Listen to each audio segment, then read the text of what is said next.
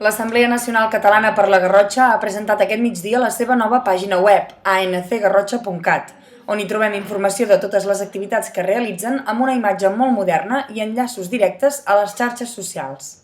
Aquesta nova pàgina web, a part de que canvia gràficament, és més intuïtiva i fàcil de fer servir, el que permet també és la integració amb les xarxes socials, com podeu veure aquí a la dreta, i hi havia la part més informativa, la part central. En aquest cas surt l'última roda de premsa que va fer l'ANC Garrotxa, que presentava aquest gran acte que serà la Guàrdia Civil.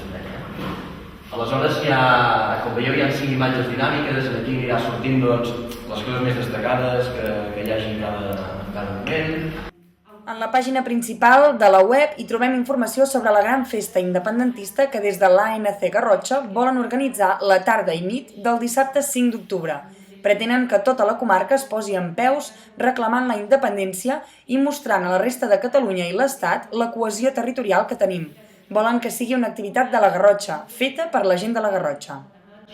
I que pot ser un referent a totes les comarques de Catalunya, perquè volem que sigui tota la comarca la que es posi de peus, el que demani la independència, no que fins ara només s'ha fet el poble tal organitza un acte i el poble tal no organitza un acte i el poble tal un altre. No, nosaltres el que volem fer és que tota la comarca es posi de peus, que sigui tota la comarca la que vingui aquí a la capital de comarca i que vegi la necessitat de que demanem la independència i mostrem a tot Catalunya i mostrem als espanyols de que és tota una comarca ja la que es posa encesa, la que necessita proclamar la independència.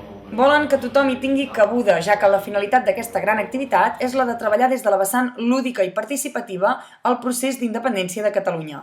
Per això conviden a tots els garrotxins el proper divendres 7 de juny a les 8 del vespre a la sala Núria d'Olot. L'Ajuntament d'Olot i Santa Pau, així com també els AOAPICS, Estelada 2014 i l'Òmnium Garrotxa, són algunes entitats i institucions que ja s'hi han adherit.